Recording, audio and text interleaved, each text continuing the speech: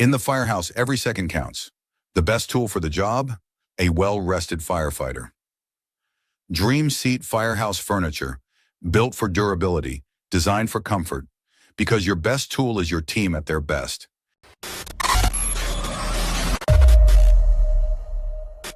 What's up, guys? Tailboard Misfits podcast here on Firefighter Nation. Today, I have the honor and privilege of talking with Jesse and Micah Horton of Hortons and Hunt. Jesse, Micah, how's it going, guys? Good, brother. Thanks for having us on. Yeah, thank you. No problem, man. I've been a fan of what you guys have done between the Hortons and Hunt and the Undisclosed Agents podcast. I know you guys co-host that together. And some of the guests you've had on and the information that you guys are able to add into it, like, I love that part of podcast. Sometimes whenever we get into like some of the podcast, which they're extremely valuable, don't get me wrong, but as far as like, how do you say, like entertainment goes, like I love hearing a conversation rather than an interview style.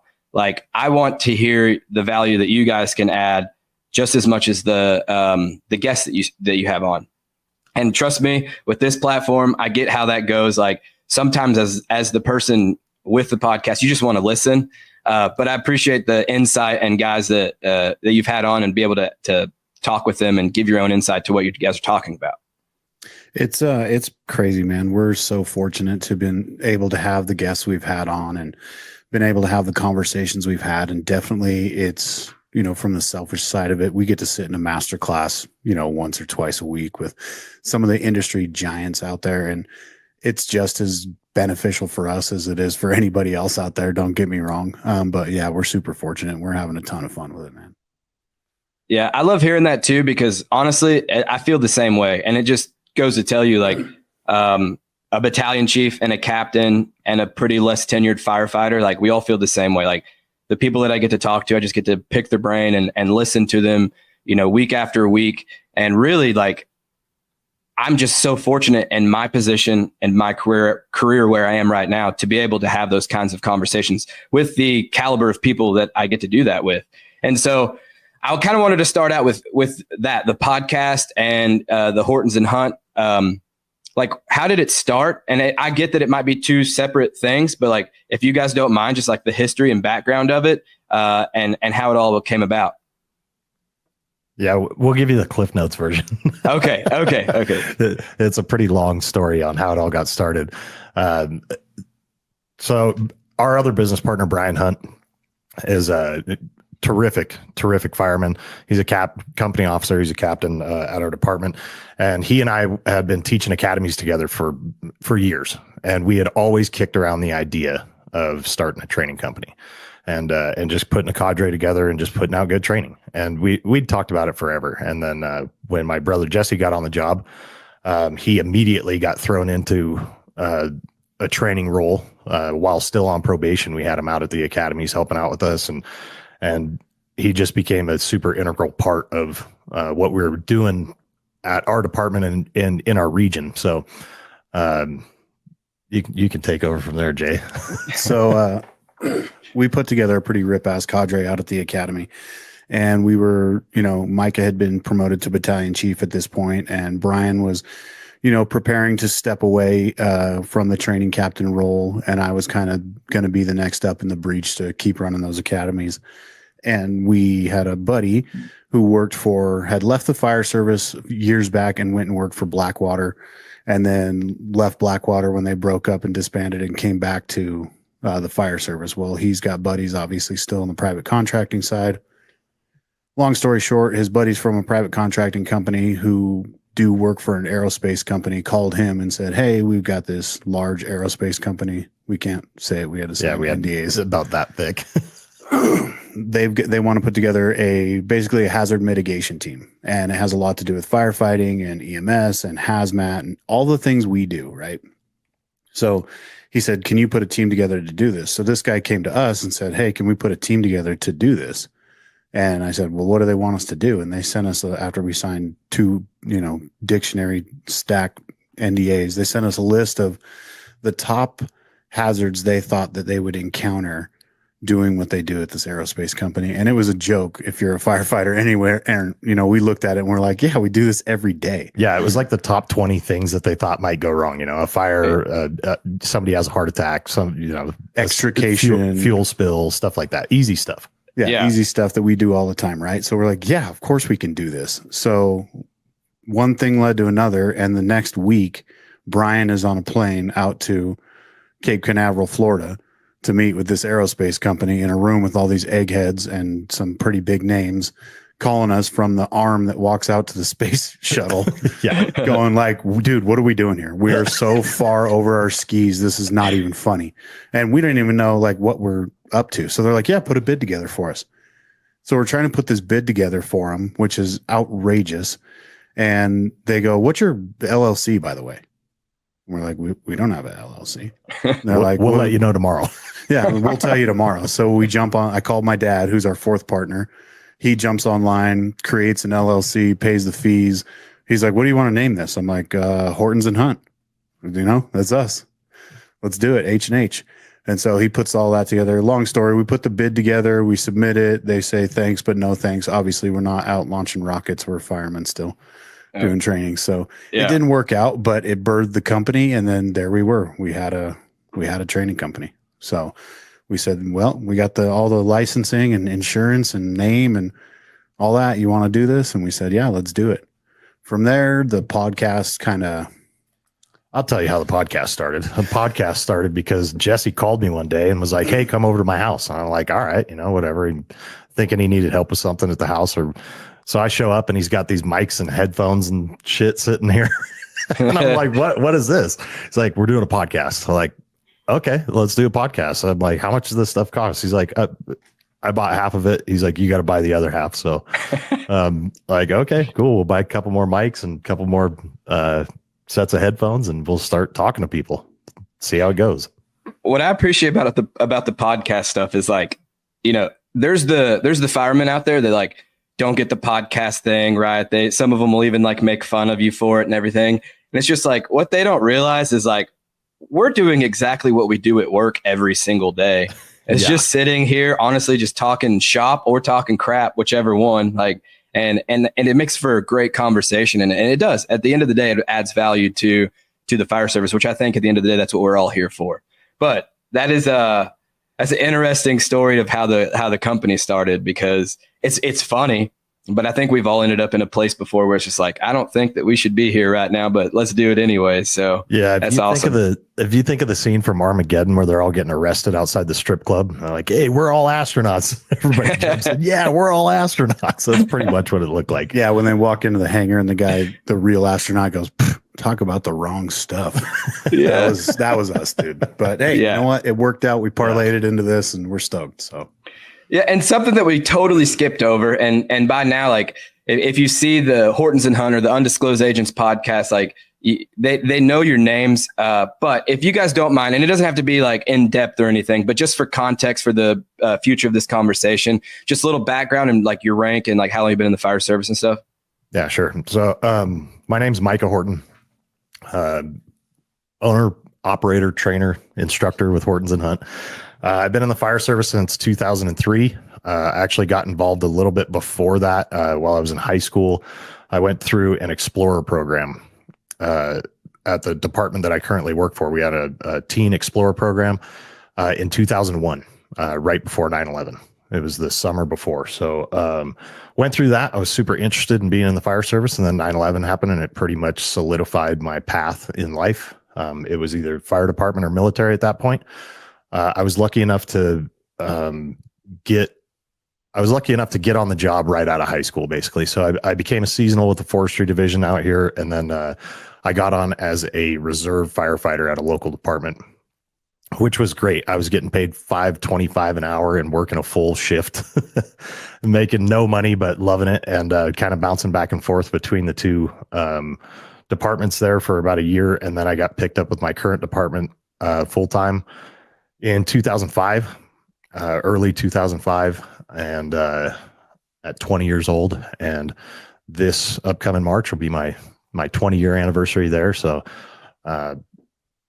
I've held all the ranks from firefighter to firefighter paramedic, I was a company officer for 6 years and some change. And I'm currently a battalion chief and loving it, man. I don't know, having fun, training and stuff. Well, congratulations. Pre-congratulations for the 20 years. That's awesome. My name's Jesse Horton. I'm Micah's big brother, which is weird. I work for my little brother. So I got hired in the fire service in 2016. I was 34 years old, so I was a little late to the game. I kind of, I had a good job and I was in the retirement system and bills were paid and, it was all good, but I just didn't have any passion for what I was doing. And Micah and all my friends, that were his friends from the fire department were constantly telling me, hey, get in. It's the best, it's awesome. And you don't know if you're not in, you don't know. And I was like, nah, I don't want to go to paramedic school. I'm not really into that. Cause at the time you had to be a medic. There's no way. Right. I didn't want to go to medic school either, by the way, just so we're clear. Yeah. Fortunately, the fire chief at the time was willing to take a risk, because I kept pestering him and finally hired me as an EMT, as a 34-year-old EMT. I got in and I felt like I was behind the curve right off the bat. These guys, my brother had been in 10 plus years at the time. All of my friends at the department had been there a long time. I felt like I had not only a lot of pressure to perform, to hold up my family name, but I wanted to catch these guys. I didn't want to be the slug that held everybody down. So I was pretty sure I was getting into the Navy SEALs because my only mentors for the fire department were my brother and these other pipe hitters. And I thought, I better put put the pedal to the metal and get my shit in gear. So I did. And I haven't taken my foot off since. I had a good run as a fireman for a little over 7 years and recently was promoted to captain. So yeah, woohoo. Yeah, So congratulations. I'm pretty excited about that. That'll be a new chapter. We'll see how that goes. But yeah, I've been in the fire service 8 years now, and we started the training company and the podcast, and it's been nothing but fun since, man. That's awesome. It's a good ride. And just so we're clear, it did not get into the Navy SEALs. The fire service has got all sorts. It takes all types out there. That's right. I love that. So, what I love more about this, what I'm currently, the emotions I'm currently going through or working through right now is like, I love the fact that you're a battalion chief, Micah, and Jesse, you're a captain, and I'm a fireman. And so we're about to get a little bit of context from all three, which I think is important for some of the topics that I would like to talk to you guys about. And one of the first ones that you guys kind of threw out there, and I was like, no, like I love this is communication. And really, as far as understanding said communications, but I'd like to take it a step further and talk about being the person communicating what you need to communicate, and also the person on the receiver's end. And so, Micah, you're a battalion chief. You have to communicate a lot to not just company officers, but really a whole probably battalion, multiple stations, and firefighters, and even yourself in the training. But specifically as a battalion chief, like where have you found success at? When it comes to communicating and when people have really received your message well? So for me, it's about telling the truth. Okay. Bad news doesn't get better over time. Bad news ages like milk, man, not like wine. So if the news sucks, just give it to them. Right. And if the news is good, just give it to them. And if you don't know the answer, let them know you don't know the answer. It's okay to not know the answer to every question. And a lot of the time as a battalion chief, I'm kind of stuck in between the line and the admin. I'm like I'm the conduit between those two sides of the app bay pretty much. And I don't have the information from the top.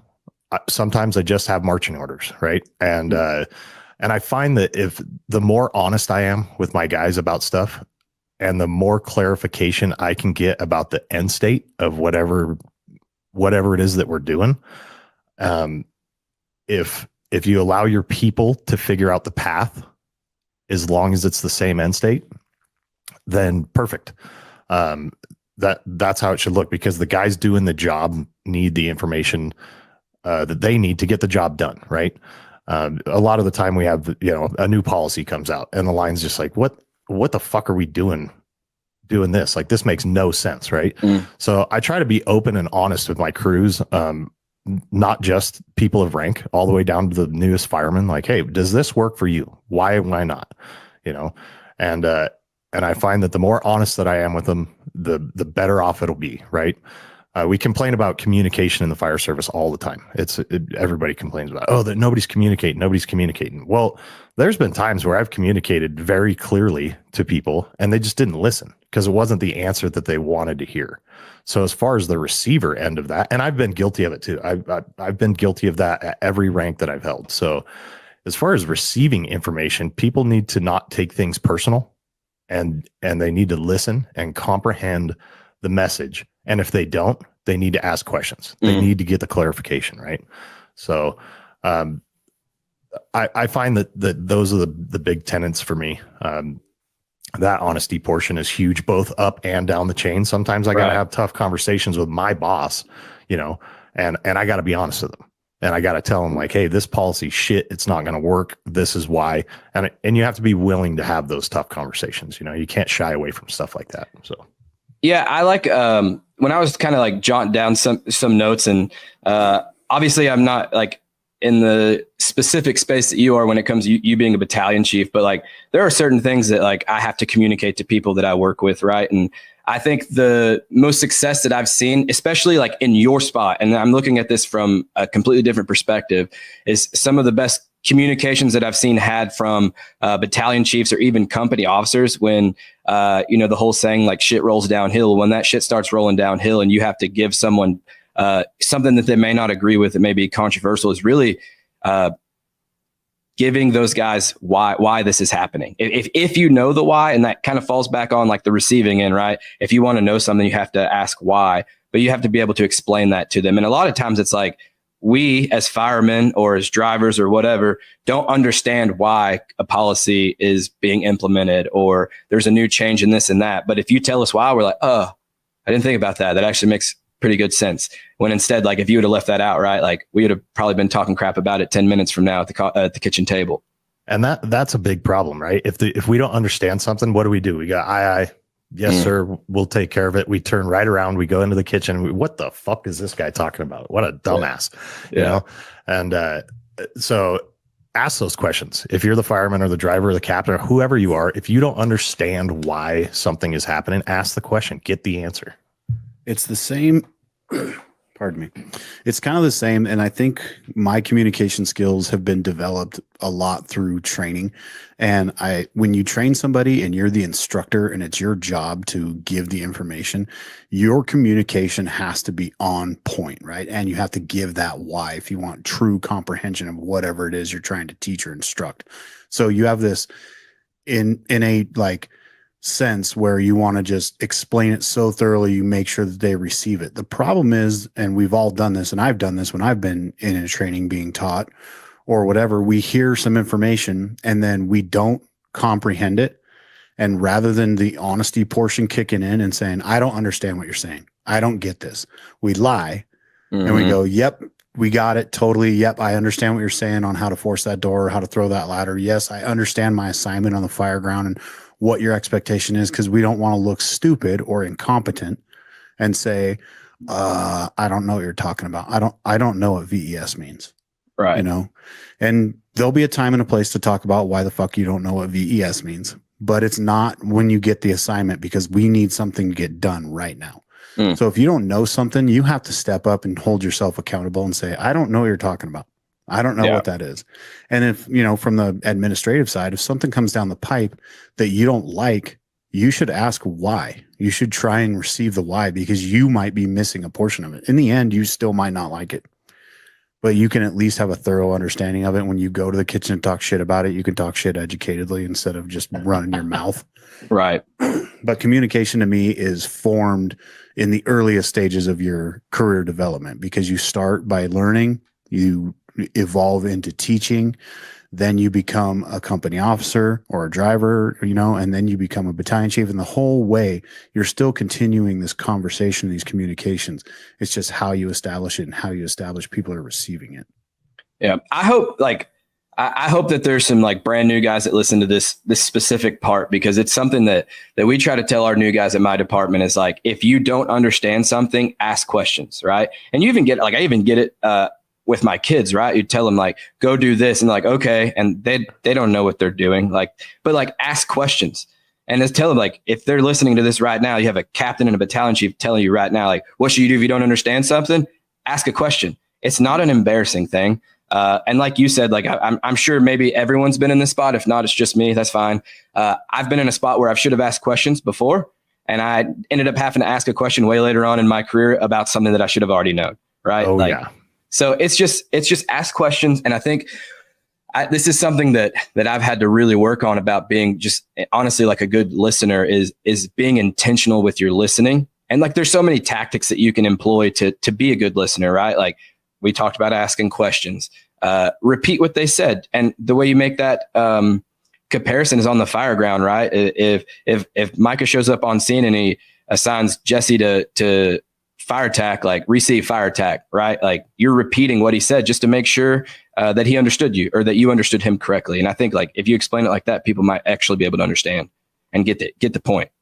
Yeah, absolutely. There's this guy I was teaching at Academy one time, and this dude had carried a piece of paper folded up in his shirt pocket and a pen everywhere. And this thing was like soggy. It was in his turnout coat when we were doing burn day and stuff, you know, like this thing's all soggy and the ink's running all over it, but he always had a pen and paper and he would write notes down, and you'd just be talking and he'd just pull it out and jot something down, stick it back in his pocket. And finally one day I go, Gallus, what are you doing, man?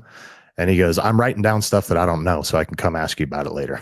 Right on, brother. And this guy's a kick-ass fireman. I love this guy. So, yeah. Don't be scared to say, I don't know. It's fine. At one point in our career, we all didn't know. So, and if you get on a wildland fire and you're hearing people talk about lollipopping this and comos and get ground truth, this and that, they got their own whole jargon. So I don't even know what they're talking about. Yeah. We've, we always say to the new guys, and that's exactly what we say. It's okay to say, I don't know. It's totally okay to say, I don't know. When you've been there, 5, 6, 7, 10 years and you don't know, it's not as okay, but I'd rather you say, you know what? I don't know what you're talking about. And then we can teach that and learn that. And you can show some humility and get better at your craft at that point. But yeah, you need to say, I don't know. People, this is my favorite when you get a new probie in from the academy. And you're like, hey, we're going to go out back and we're going to throw ladders. And they're like, we didn't do that in the academy. You're like, you didn't throw ladders in the academy? They're like, nope. Yeah, you didn't stretch hose in the academy. Yeah. It's every recruit class. I see it every single time. Whatever skill they suck at and can't do well, they're just like, oh, they didn't show me that in the academy. It's like, okay, don't start your career out being a liar. Just be honest, dude. I don't know. We'll set you free. I was in the academy and I had to learn 50 things a day and I was super overwhelmed and I wasn't paying attention to this. Sorry. How do I do this? Right. I've also heard the excuse like, oh, they didn't teach us to throw ladders. They taught us to raise them. I'm like, okay, come on. Like, yeah, I get it. We're not technically going to throw it anywhere. Like, I get it. Oh man. So, there was something that you said that I just wanted to also bring back. Cause we've been kind of talking about this from the perspective of like a new person and asking questions, being unsure, but some of the most respected people that I have in my life, it's because I've seen them express humility, especially when it comes into training and not knowing something. Because if I see a driver or even a company officer for that matter, and we go over a training concept that might be not necessarily foreign, but a little new to our fire department, and I hear them say like, I don't know how to do that. And then they're inquisitive about it and they're asking questions about it. Like, I don't know if they know just quite the impact they're making on the firefighters and the rookies and the probies of showing that amount of humility to say, this guy is a driver. He's been here for 10 years or 12 years. He's a company officer. And he just told his boss that he doesn't know something, as a company officer, because as a fireman, we almost expect our officers to know everything, right? Before we really know that we don't know everything, like we kind of expect that. And just to see them express the humility and ask those questions, like I think it does wonders. And I think that a lot more people should do that. And I don't know if you guys have had like same experiences or have seen that like in person, but I think it's a great thing. Yeah, we talk about it all the time, and Jesse actually talks about it the most out of us. But when we're out doing a training, right, and we tell guys in our private through our company H&H, when we're doing these trainings, we tell guys like, if you don't know something, just say it. No one's going to come over and take your badge off your shirt and then give it to the next guy in line. Go, nope, he didn't know. So move down the line to the guy that does know. So that's not going to happen. Okay, it's okay to ask questions. It's okay to not know something. if you don't know something, you should get to know it. And that's for sure. It's not okay to continue to not know something when it comes to firefighting operations, especially at the company officer level. So kind of just moving on with the conversation and everything. And another thing that this kind of just goes right along with it, and it's mentorship, right? Like communication plays a big role when it comes to mentorship. And mentorship is something that I'm fairly passionate about because I've reaped the benefits of mentorship. And so anytime I come in contact with someone that's kind of curious or wanting to know information, like I try to express the importance of mentorship and just what it's done for me and my career and my life. And I know that you guys have a lot to say about mentorship. And first thing I want to ask is like the department you guys work for, do you guys run a formal mentorship program? Formal is a loose term. I would say we have, when you get there, they assign you, this is your mentor.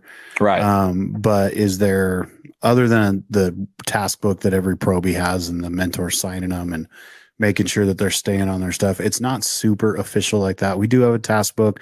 You are assigned your mentor. We make sure that they're going through their tasks, and the captain checks in with that assigned mentor to make sure this person's staying on it. But we don't have like an SOP that outlines it. It's just kind of a unspoken standing program that we've had for a long time. Yeah, this is something that I've been thinking about a ton lately. So after I was on the scrap, I talked about mentorship, and I got a bunch of people reached out to me to talk to me about this, and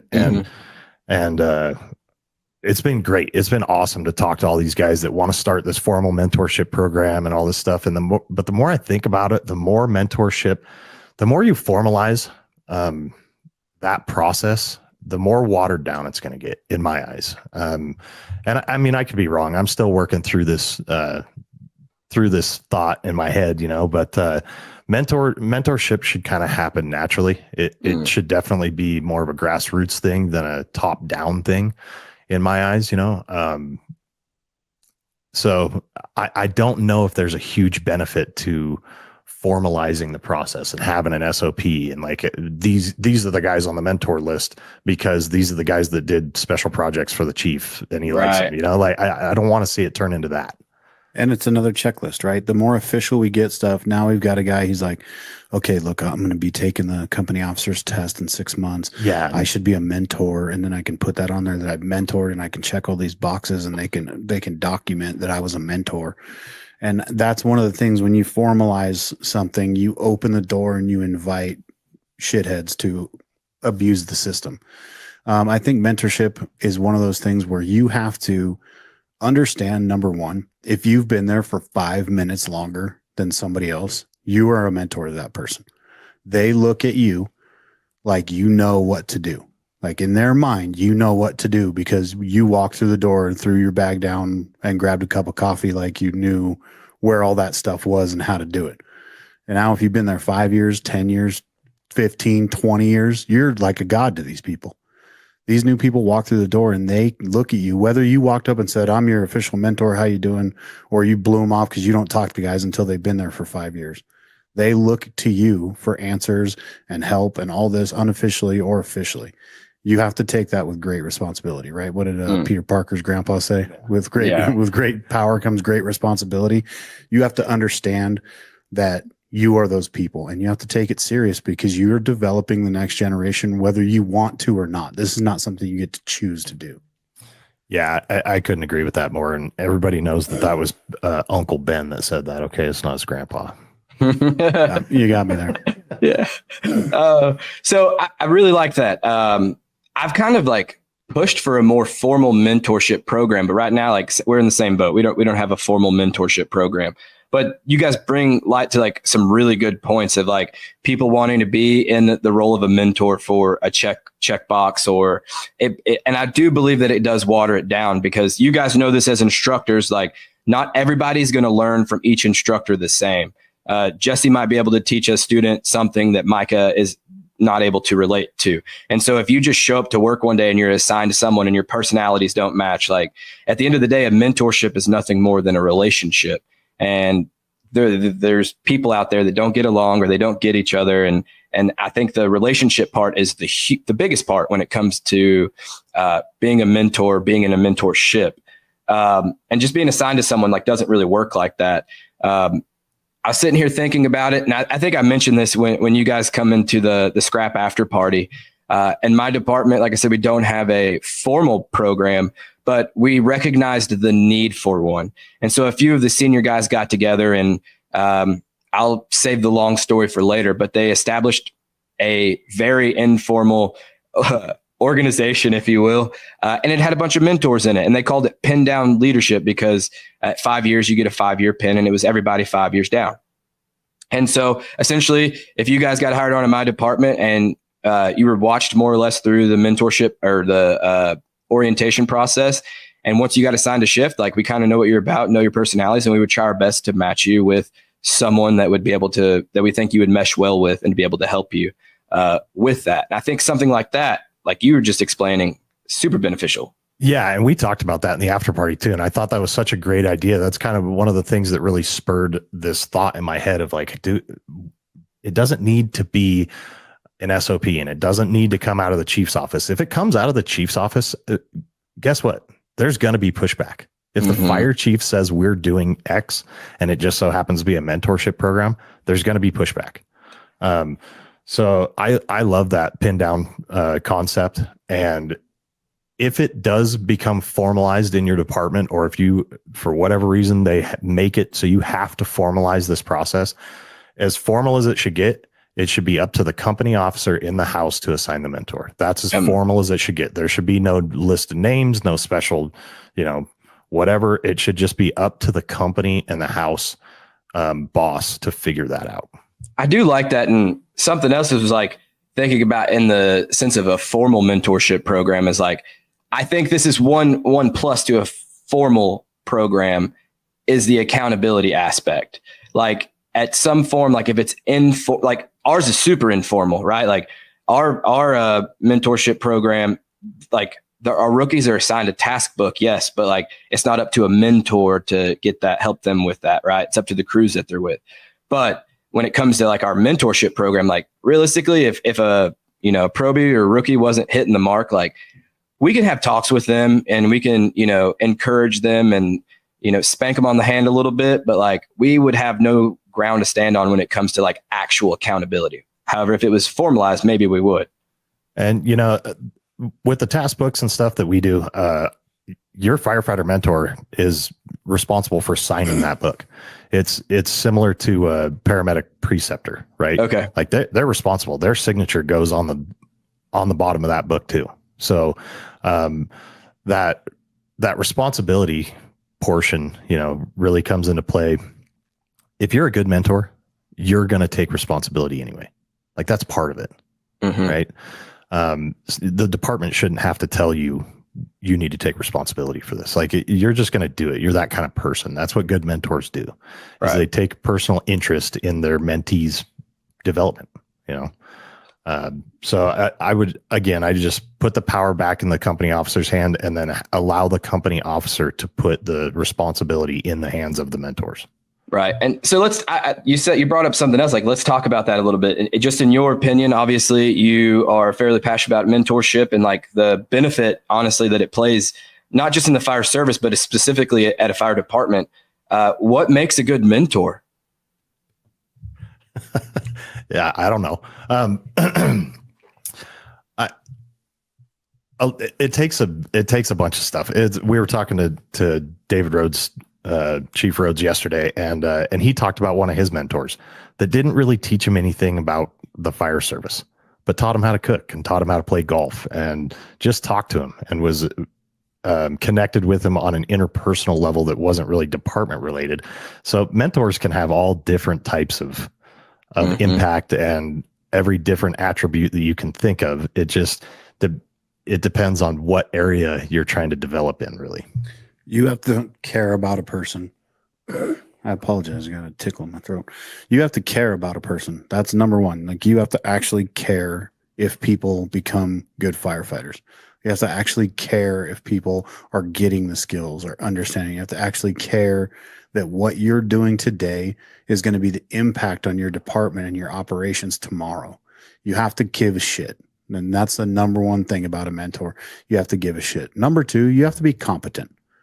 You have to know what you're talking about. You can be that unofficial, like kind of guy who teaches them to cook and play golf and have a connection, more kind of interpersonal connection with them. And those mentors are super important, just like your skill development mentors are important.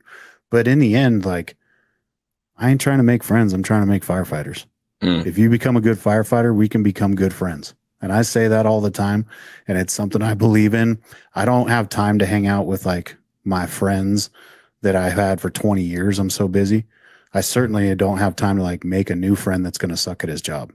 Yeah. So I have a hard time and a struggle with that when we kind of just do the buddy thing rather than do the make a firefighter thing. So I'm going to work on my communication here a little bit. Yeah, I agree with Jesse. And what I meant by that was there's different areas of your life that you can develop in, right? Like I have mentors that I do jujitsu with, right? They're not firemen. Some of them are cops, they're not helping me get better at my job, but they're mentoring me in other ways, so, but as far as your firefighter skills, you need to find a strong mentor that is going to be honest with you. If you suck, your mentor needs to tell you, you fucking suck. This is why, and this is what we're going to do to fix it. So honesty has to land in there somewhere. You have to be honest with people. Yeah. Yeah. It's an opportunity for those mentors, our younger mentors in the department, because a lot of times we see if a guy just got off probation, who's the best guy to teach the probie how to do the house chores? Right. That guy, right? And we're going to see everybody have you should have multiple mentors throughout your career in different levels. But as we see these guys come in here and adopt these mentorship roles as the mentor, this is going to help them develop their leadership skills well, because there's going to be tough conversations that need to be had. We're going to build them up. We're going to break them down. We're going to give them a skill. We're going to see them fail. We're going to see them succeed. And all of this is going to play a part in our development as the mentor into a leader. And like we talked about earlier, I assure you, if you start mentoring somebody, you're not going to have all the answers. They're going to ask you something at some point where you're going to have to go, I don't know. And you're going to have to go figure it out. And you're going to have to come to them with the why and the how, So it's just going to make you better. Man, I love everything you said. And I'll preface everything I'm about to say with the fact that one, I'm a leadership nerd, and two, like I love quotes. And I'm sure you guys have heard it, right? And you said it best, was like, you got to care, right? And the quote, I don't even know who to give credit for, but no one cares what you know until they know that you care, right? Like, I love that quote, because I'm not going to be able to sit here and tell you how to stretch a hose and do this and do that if you don't know that I genuinely care about your success here. And the other thing is like John Maxwell. I'm a pretty big Maxwell nerd. I will admit that. He suggests, and you guys said it, like he suggests you have mentors for every part of your life. So have a mentor for the fire service, even more for the fire service. Have a mentor that's, if you want to know about engine work, like have an engine work mentor, have a truck work mentor, have a search mentor, like whatever. You can get as crazy with it as you want to. There's plenty of nerds out there that know this stuff that you can create a relationship with and get what they have out of it. But furthermore, like you can have a father mentor, someone that's, further along in their fatherhood than you are. And you guys said it, jujitsu, whatever, like the mentors that you have, you should be thinking about it in the broad terms, not just the fire service. And I agree with that 100%. As a mentee, like, and I know there's people out there and I know there's departments, and that's why mentorship is such a big subject within the fire service, really, is because there's people starving for mentorship. And mostly it's people that want a mentor rather than want to be a mentor, if that makes sense. And so some of the mentors that I have, they've honestly, like we've already highlighted, have formed organically, right? They started off as a relationship. We got to know each other, and now I'm picking their brain about stuff because I'm not scared anymore to ask them questions. So as a person seeking a mentor, I would just like to say first and foremost that I think it's really important you find a mentor within your own department if you can, because they're going to be, very valuable to you, and then expand out of there. But you guys are more well-versed than I am. And I'm sure you've talked about, you have mentors. And I feel like I know the answer. I'm going to know the answer to this question, but just in case someone wants to know, like, if you wanted to seek a mentor from someone somewhere, regardless of what subject or aspect of your life it'd be, like, where do you start at with that? I think it's important. Obviously, you nailed it. You have to start local, right? You have to start local before you go global because you need access, especially when you're early on in your career. There's going to be stuff that pops up right now that you need an answer for right now. I'm lucky, and Micah's lucky, as are you. We've developed relationships from coast to coast in the fire department. And like leading up to my captain's test, we had to write our expectations and they were going to get graded. I was able to send those out to 5 different guys all over the country that could read them and give me feedback, right? But when you're new, you don't have that. You got to start local because you need access. Right. And you have to be open and honest. And you have to tell people, Micah says this all the time, does your mentor know he's your mentor? Or are you just like gleaning stuff and absorbing stuff from this person, which is cool too. Right. But it's really cool when they know you're their mentor because they'll open the door further for you. Yeah, as far as like formalizing a mentor process, that's where you should start formalizing things. Is if you are emulating somebody's actions, behaviors, whatever, a skill set, if you're trying to emulate somebody at your department, you should tell them that. You should say, hey, man, I look up to you. I think of you as a mentor. And either they're going to look themselves in the mirror at that point and go, shit, man, I need to be better, right? If this guy's acting like me or trying to emulate what I'm doing, then I need to be better at it, right? Or they're going to be like, oh, don't act like me. Yeah, right. But it will help that relationship build. And then they'll understand why you're coming to them all the time and trying to talk to them all the time. Because a lot of the time when you're a young guy in the fire service and I go up to Jesse, he's the senior man in the house, and I want to ask him stuff, but I don't even really know how to approach it. Right. So I'm just like, how's your 4-day? And if I went to him and said, hey man, I really respect you as a fireman and I would like to be where you are someday. I think of you as a mentor, or would you like to mentor me? Those conversations are going to be a whole lot different. I might go up and, hey, Jay, how's your 4-day? And it was fine. Did you do anything over your 4-day to better yourself as a fireman? Because did you read this article? Did you listen to this podcast? Did you do something? Did you work out? All these things. Those conversations will be a lot different. I could tell you guys have this figured out because it's like, and you're putting words to a lot of stuff that's in my head, at least in this part. You shaking your head. Like, here's the thing, like, something that I've seen work, right? And I don't know why, but like people are scared to go up to another fireman and tell them like, I look up to you. Like, that's not a big deal. They think it's like weird or something like that. But like the people that I have expressed that to, like they've produced, right? Because most of the time, I will say this, most of the time, just like you said, is if you tell them I look up to you, I think I would love to look at you as a mentor, like chances are they're going to be like, they want to set a good example, right? They're not going to want to be a dirtbag or anything. Like 9 times out of 10, I get that there's probably that one person that was like, why? And they're like, please don't, but for the most part, everyone's they want to be good. Like no one took this job wanting to roach up every day and just be a crap bag. Dude, I'm going to tell you right now, I don't care what anybody says. Call me, text me. Words of affirmation is every firefighter's love language, regardless of how long they've been in the fire service. Everybody loves to tell you, I don't do this job here. Thank you. It's just my job. Yeah. That everybody's quick to tell you, I don't do it for that. No shit. None of us got in this job to get patted on the back or get medals or any of that. We had a calling that we answered. Yeah. But telling somebody that they did a good job, telling somebody that you look up to them, telling somebody that you admire something about them feels good to that person. I don't care who you are, how calloused your feelings are, how tough you are, how thick your mustache is. That shit feels good. And if it's the truth, it's the truth. Don't ever patronize people. I'm not saying do that. But just as in instructing, and I talked about this on Preston's podcast, one of the things you have to do is celebrate wins. And you have to tell people that they did a good job. You have to affirm that what they're doing is correct for them to absorb information. When you do that the same way, seeking mentorship, and you tell somebody, I admire you, I look up to you, I'd like to emulate your performance, things like that, that feels good to them and then inspires them to keep up whatever good behavior it is that you're admiring. So don't be afraid to do that stuff. Everybody likes it no matter how tough they look. Just to dovetail on that too, progress. People want to know that they're making progress, right? I tell guys all the time, I'm not looking for perfection. I'm looking for progression. I just want guys to get 1% better every day, right? I want to see that from last month to this month, you've progressed in your hose pulling skills, right?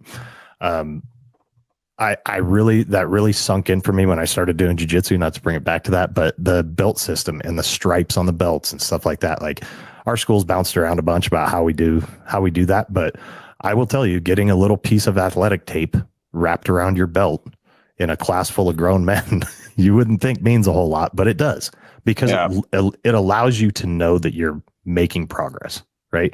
That it's not just futile. It's not just, you're not just doing things, and it's not a treadmill, right? Not a rocking chair. So, yeah, I do love that. And I probably shouldn't, I should stop bringing this up, but like, well, I told you guys, I like John Maxwell a lot. And he always talks about, he's like, how someone needs to be told they're doing a good job. Well, it's if they're breathing, right? And it's in the performance thing. And it's just like you said, the words of affirmation, like it goes a long ways. Everyone likes to hear that they're doing a good job. And then to caveat that, like, obviously, if they're not doing a good job, just make sure you tell them. That part's huge as well. I was thinking, whenever we're talking about just having, and it all goes back for me, is like, I'm glad we had this conversation in this sequence, if you will, because it goes back to communication and being able to communicate well, and being able to talk through the troubles you're having and stuff like that. And as a mentor, like, communication plays such a big role in that. And mentorship and leadership, in my opinion, they go hand in hand, because as a leader, like, you are a mentor to people that, the people that you have influence over. So I appreciate it. Do you guys have anything else on that? Because I know there's like a hot and heavy topic, and I love it. And I just don't want to leave anything unsaid. No, just be okay going up, just like you said, and telling somebody that you like the way that they do business, right? Be open to talking to them. I mean, don't try to kiss them afterwards, but right. That might make it weird. Or try. I hear it's not weird every third day. I don't know. So kind of moving into something else that I know a lot of people are curious about, and a lot of people struggle with, and it's training, right? And specifically training while you're at a busy house, a busy department. I know it's something that I've struggled with in my past. And to start off the conversation, like, I will say this is like, I used to have this opinion, especially when I was new, that like, if I wasn't out, like, running an entire drill every shift, like, man, we weren't training today. Like, I used to have that attitude, like, that sucks. Right. And someone opened my eyes to the fact, like, no, training doesn't have to be this elaborate drill where you have to go, set up at your drill field and do all this stuff. Like, it can be a short and concise subject. And I love that process behind it. So I kind of let you guys take it from there, and what your thoughts are on just training, especially while busy. So first and foremost, I wanted to say you should train a lot, but now we have to be honest. Okay. So we put this podcast out, right? We have this training company, and we talk about training all the time and the importance of training, and we hammer training. Well, we've got guys who work with us every single day, who have known us for 20 years, who stand side by side with us all the time. And one of them, Carlos Madrid, shout out to this guy. He's a pipe hitter, stud. But the guy will tell you the truth and tell you where you stand. And he said, I love the podcast, man, and I love everything you guys are saying on it. And he goes, I just wish more podcasts would be honest and say that they don't train every day. Because you don't train every day. I don't train every day. We don't train every day. And I know very well other people in the fire service don't train every day. And it sounds like when you listen to these podcasts that these guys are just out there getting it, 4-hour drills every day. And then they go do a gear workout for 3 hours every single day. And then, you know what I mean? And that's just not the reality. It's not the reality for guys who work in busy systems. And I'm not making up an excuse, but if you work in a truly busy system, we run 12,000 calls a year out of 3 houses. And one of our houses runs like a eighth of those calls. We have 2 houses that are just cracking every day. So it's tough to get a formalized training, and it's not impossible. And we do train a lot, but it is not every single day. And I would be a liar if I said it was. I started thinking about this and talking with him and saying, yeah, we should be more honest about it. And then I heard Jeremy Donch talk about it on National Fire Radio. And he said the exact same thing. There are times when you come in and you just don't feel like doing it. It's just not in the cards that day, and you don't do it. It's when that becomes a habit and when that becomes standard practice is when there's a problem. I find for myself, the way that I bridge the gap in between trainings And again, you should be training a lot. You should have more days where you do put your hands on something and train than days that you don't. But there are going to be days that you don't. And I feel for myself, the way that I bridge that gap from training to training is like Ray said in his FDIC speech, keep fire in your life. You should be reading, listening, engaging, looking at, thinking about, doing fire stuff every single day. Mm-hmm. Every door you walk through in your whole life, you should think about how you would go through the lock or force it. Every place you go into, you should look up at the roof and see what kind of construction it has in it. Every time you go to a grocery store, you should try and map the layout in your head. Every time you do something, you should think about how it associates to fire. And if it's for 5 seconds, that's fine. Keep fire in your life. This will help you bridge gaps in between your hands-on training. On the way into work, you should be listening to a podcast to get engaged for the day, right? We've all heard Motley Crue Kickstart My Heart 1,000 times. We don't need to crank it again on the way into the job. Okay. I think that one of the things we don't lie about it. Like nobody's out there saying that they train every day and that they don't. I just don't think we express it and talk about it. And I don't want to give the false impression to people out there. We're doing the same thing that we do when we hire people. We're talking about only the good shit. Yeah. Yeah, come be a fireman. You'll be a hero, save babies, do all this awesome stuff. It's like, no, you're going to run a bunch of EMS calls. Yeah. And if you do run a bunch of EMS calls, your training is going to suffer because of it. So you guys need to be self-starters for sure. And just like Jesse said, just keep fire in your life, man. My wife hates going places with me sometimes because I do that on dates with her, or when we're on vacation, I'm looking at roof construction and different kinds of architecture and looking at doors. And she's like, what are you doing? I'm just thinking about how I'd break this, thinking about a hose stretch and how I would do it in here, or where I would spot my apparatus, or, she's just like, God, you're such a nerd. But it truly is that simple. And all those 5 second, 10 second, 30 second trainings like that in your life start to add up. Mm. One of the problems I think that we run into, especially busy system guys, right? It's the easiest excuse. Oh, we've always got to do something the chief wants us to do. And then we run 1,000 calls, and then we don't got this and blah, blah, blah. And we never get around to doing what we wanted to do. If you communicate with your fellow company officers in your battalion, and everybody sets a time for training, and you have a plan prior to the day starting. If you sit down at briefing and ask your crew, hey, what do you guys want to train on today? You're fucked. Your whole day is shot. You might pull it out of your ass and get something done. But if you sit down and say, we are doing this, and on conference call or however your department does it, or via text string with your other company officers in the battalion, I've set a time for us to go out at this time, and we're doing this training, and this is how we're going to do it. And you have a plan. It's easier to execute that than it is to make something up and go, oh, well, we could do this. And we might be able to go over there, and then, tones just went off. Let's get out of here, and squirrel, and we're out on another tangent. You just have to have a plan. And that, for those busy system workers, a plan is where you're going to succeed. Mm. Yeah. If you fail to plan, you plan to fail, baby. Yeah, that's what I meant. Yeah. And so I'll say this, like I work for a busy system, and I was on a crew it was one of the busiest stations at my department, much like you guys, like they were getting after it daily. The engine was busy. The ambulance was busy. And a lot of times I've literally suffered exactly what you guys, and we walked through this together, like trying to, when you show up to work, what are we going to train on today? Like we would fail those days at training. And then we kind of developed this thing. It's like one of our goals was to go out and stretch a hose line somewhere in our district every day. And unless we had like a target hazard that we just wanted to go stretch in mind, like the way we mitigated that was like the first run of the day, wherever that may be, while we're out, before we come back to the station, we're going to go stretch a line. It might be, we might not get out first thing in the morning on a run or something. And it might be when we run to the grocery store, but while we're out of the grocery store, guess what? We're going to go stretch a line. And I think like a lot of days, that's what would happen, especially once we hit a lot of like the known, places that we wanted to go stretch in our district. It did turn into an EMS run, and everything's good after the call. And like, okay, hey, you're stretching that house right there. It takes, 5 minutes, no big deal.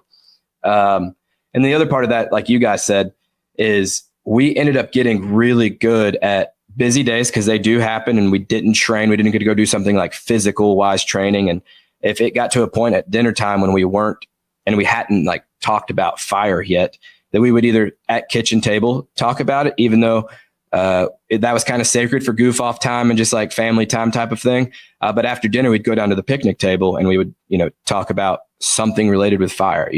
I worked in a downtown district and pick something and go over it, right? There's a million different things that you could go over. And it ended up working really well. So I agree with everything that you guys said. And I think it's super important. Oh, one other thing, not to talk about it, but you guys mentioned like EMS calls. I've heard of guys like going to EMS calls, right? And they play a game like, coming out and they'll drop it on there. Like, how many bedrooms was in the room? Where did the service drop come into the house? What color was the front door? Stuff like that. Just make sure you're engaged and paying attention. How many cat litter boxes did you see? Right. Yeah. Stuff like that. Yeah, exactly. Man. Well, I think we're coming up on an hour. I want to be respectful of y'all's time, and I want to at least let y'all get back to doing way better things with H&H and the Undisclosed Ages podcast. I do want to hit on Undisclosed Ages podcast though, because obviously I'm a podcast fan. I do a podcast, but I listen to a lot of podcasts, and y'all's is one of them. And so if you guys want to give information on the podcast, if someone wants to be a guest on the podcast or they have a suggestion for the podcast, your social medias with that and everything, just let me know about it. Well, first and foremost, thank you. We appreciate that. And we got nothing better to do than sit here and talk fire stuff with you, buddy. So yeah. As far as the podcast goes, man, we're super organic on it, right? If somebody wants to reach out to us, you can get either one of us at jesse@hortonsandhunt.com or micah@hortonsandhunt.com. We do our best to answer every single email we get and every text and DM we get on the Instagram. Instagram's a great way to get a hold of people. We're good about getting back to everybody. If you want to be on the podcast, or if you know somebody who'd be a great guest on the podcast, definitely holler at us. We're booked into 25 at this point. We try and book them out. Yeah, it's cool. Like I said, we're so fortunate that we have been able to get the guests that we've had and establish the relationships that we have. And I'm going to tell you, I'll be very honest. The way we did it was by sending a message and just saying, "Hey, what's up? You want to?" Or walking directly up to somebody. That's how we met Brian Brush. We just walked up to him at FDIC and introduced ourselves. And, he was super nice and easy to talk to because he's just another fireman like everybody else, and I think sometimes we put people on pedestals and we see them larger than life in our minds, but we got to remember we're all doing the same job. It doesn't matter if you're running 1,000 calls a year or if you're running 50,000 calls a year, you're doing the same job, right? You can only run one call at a time. We're all doing the same thing. So these people are just like you. And if you want to hit us up, that's where you can get a hold of us. Please do share, good on there. Talk about how cool our podcast is. I don't know if we get anything out of that, but it's neat. If you want to sponsor our podcast, please get a hold of us because we are poor as shit. Oh man. Do you guys release an episode weekly, right? Is it weekly? We're bi-weekly. Okay. Yeah. And sometimes we miss we try to get it out there. We've got a producer who's busy too, and he tries to get all his stuff in, and we try to get guests lined up and get it all hammered out. We've been lucky and got them out bi-weekly for this first year. But we'll see if that continues the trend. You got to get the guests booked. People got to want to talk to you. Yeah. And everybody's working shifts still, we understand that. And, it's been a great experience, man. We love talking to people. So please reach out. Even if you don't want to be on the podcast and you just got questions or want to shoot the shit about something or have questions about something we may have said on a podcast or whatever, please reach out to us, man. We're just firemen like everybody else. Reach out and we'll get back to you as soon as we possibly can. Yeah. And I know we talked about the inception of H&H and everything like that, but just a little bit more details on it. You guys, what classes do you offer right now? And are you guys local? Do you travel everywhere? We will do it all. So not all the training. We will do what we're comfortable with. We'll stay in our wheelhouse. Our bread and butter classes that we really love to teach are forcible entry, search. We have a really popular search program. We love teaching hose stretching. We have a class called Seconds Flat, talks about the flat load. And if you're not running a flat load, you're doing it wrong. Heard it here first. So we love stretch and line. We've got a class called Boots to Bugles where we talk about officer development and coming up through the ranks and how to kind of formalize that process. But we will also design trainings for you. The problem is you got to remember, we're not a rich company. right? So if you want us to come out and go somewhere, if you want us to pull hose, we don't have fire engines. We need your fire engines. If you want us to come out and do search, we need a building. So these are some of the things that go along with it, but we travel for sure. Right.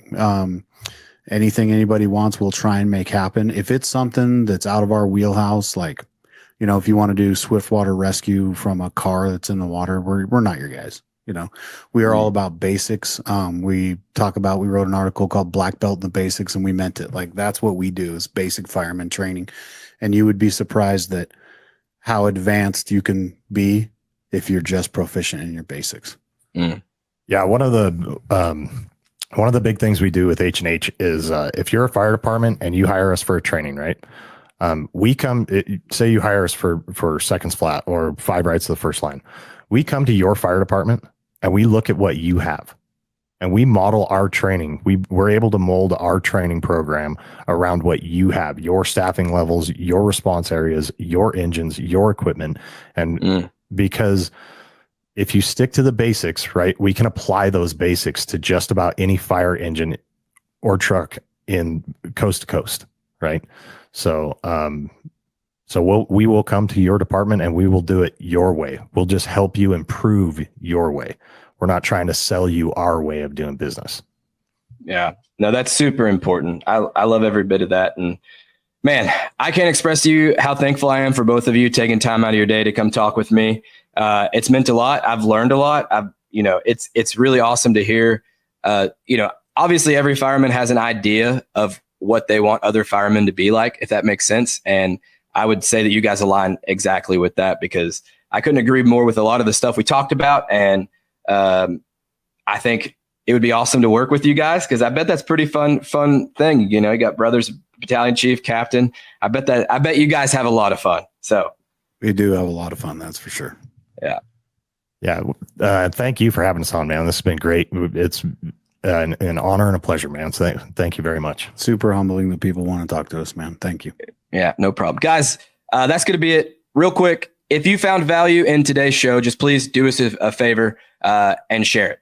That's how this gets out. That's how you share it with your friends, share it with your crew, send it to your mom if you want to. Maybe she needs to know a little bit about what you do at work. I don't care. But just share the show if you think it added value to you. So stay tuned. We're going to have some more episodes coming. So make sure you're subscribed to YouTube, Spotify, Apple. Make sure you're following the Firefighter Nation platform on Facebook and catch it when it streams. So other than that, guys, we'll see you on the next one. In the firehouse, every second counts. The best tool for the job, a well-rested firefighter. Dreamseat Firehouse Furniture, built for durability, designed for comfort, because your best tool is your